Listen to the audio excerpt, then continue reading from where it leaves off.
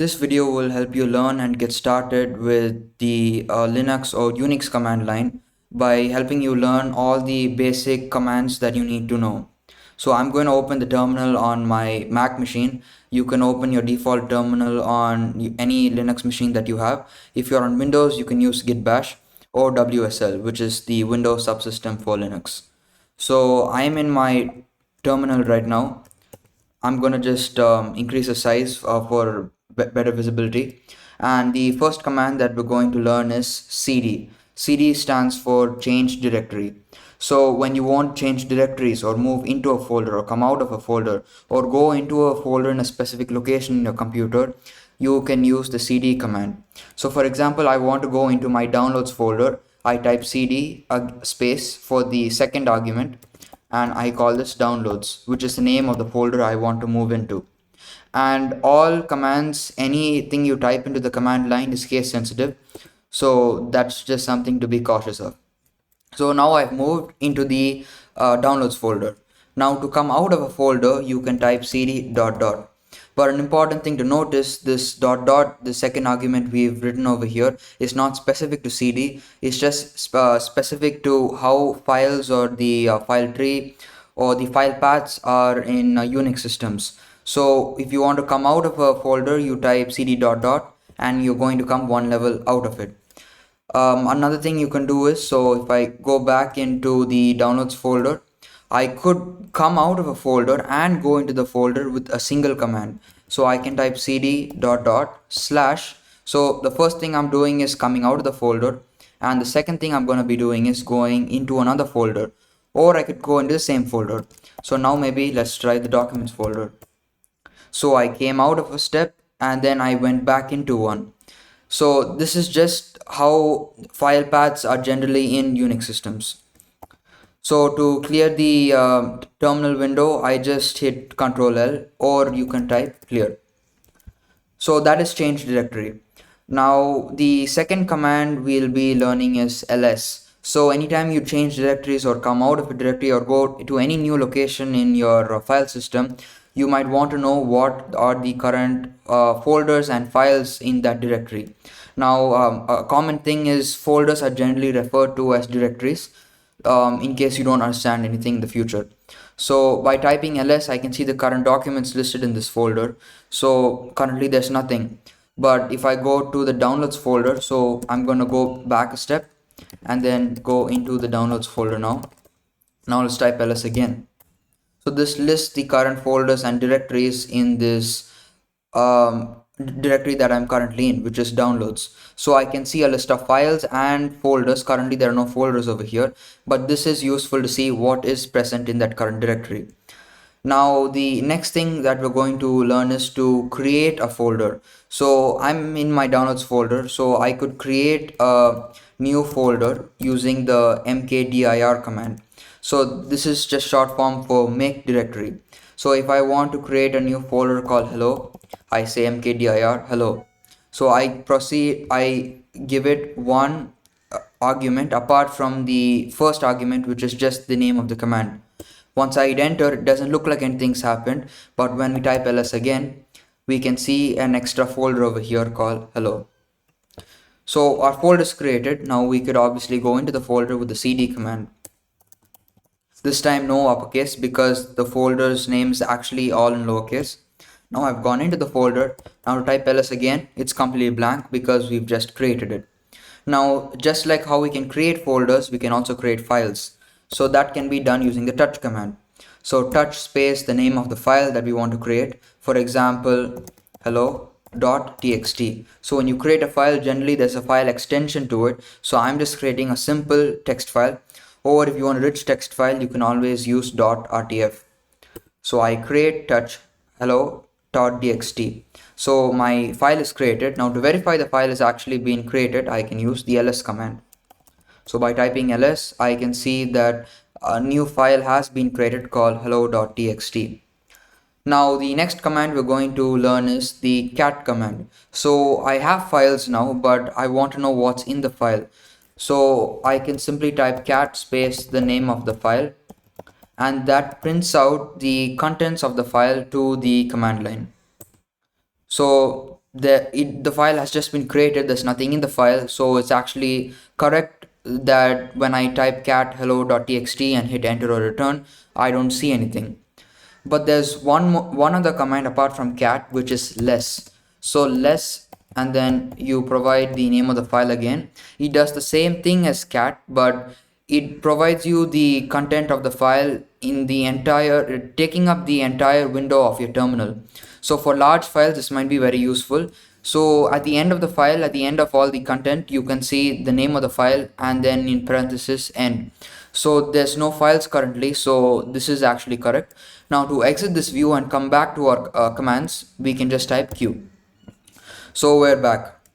Now I'm just going to type, I'm going to use a shortcut Control L or clear and hit return or enter to clear my output. So we have done change directories, we know how to create files, we know how to create folders. Now there's one command or one program that is generally installed in these most common shells such as bash or zsh, z shell. So that is the nano editor.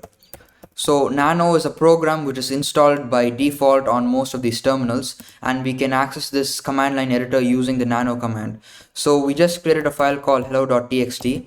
So if we want to view or edit the file, we could say nano hello.txt. So this again takes up the entire window of our terminal, and this opens the Nano editor. So now I can type in as I want anything that our file requires. We're just using my keyboard, of course, because this is the command line, my mouse doesn't work. And then to save the file, I just use Ctrl O from the shortcuts that I can see in the bottom. And then to exit the file, I can use Ctrl X. So I'm back. Now to verify that the content has actually been written to the file, I can use the cat command again, cat or the less command. So I say cat hello.txt, and I can see the text that I've written. Now to use the less command, I could try that too, and I should be seeing the output but in the full window, and I type q to exit again. So that is the nano editor.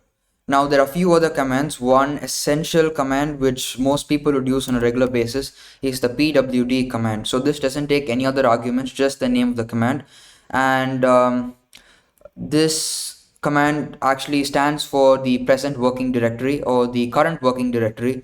So whenever you're moving down the file path, moving down different folders, coming out of different folders, if you ever get lost and want to know where you are, you can always type this command and hit return or enter, and this gives you the entire path and tells you which folder you exactly are in. So I know that I'm inside my home directory inside a downloads folder, and within the downloads folder I've created a folder called hello. So if I want to go 2 folders up, I could always do cd space dot dot, that's 1 folder up, that takes us to downloads, and by saying slash and then another dot dot, we go another folder up, which is my home directory. So by doing this and typing pwd again, I can see I'm back in my home directory, which is 2 levels above. So that is the pwd command. Now I'm going to go inside my hello folder again, which is inside my downloads folder, using the cd command, and I'm going to create a new file called important.txt. So by creating this new file important.txt, it's editable again. So I'm going to open the nano editor and type some dummy text into it.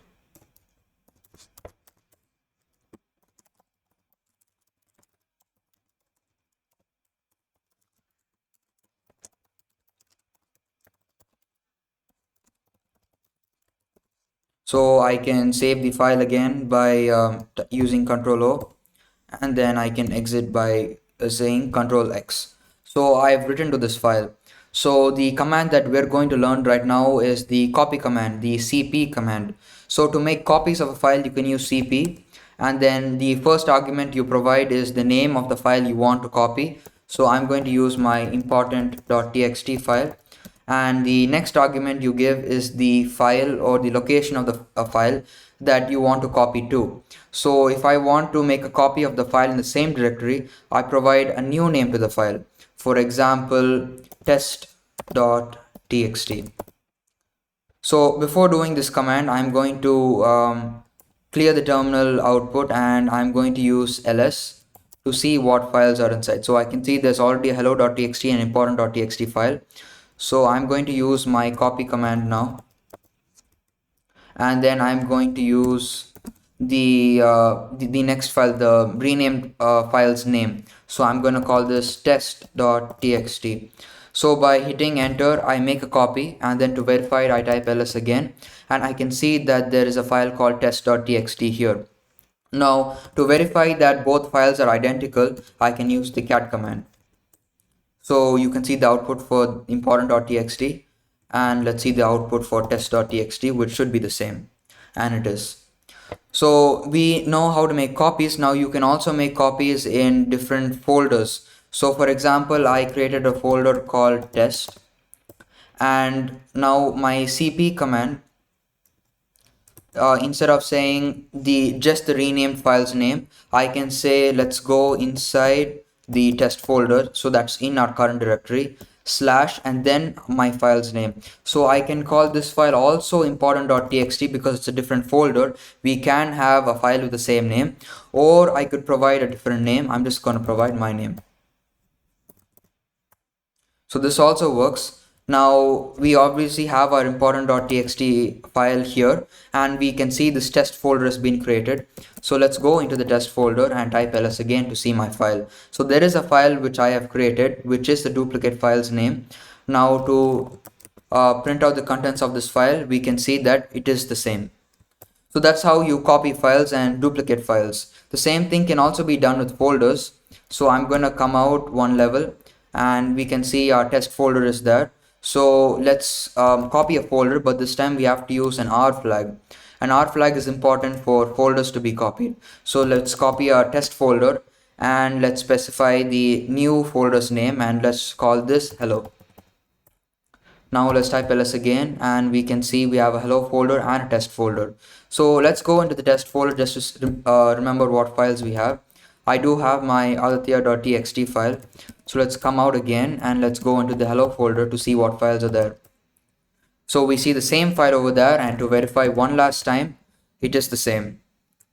So I'm going to clear the terminal output and come back one level.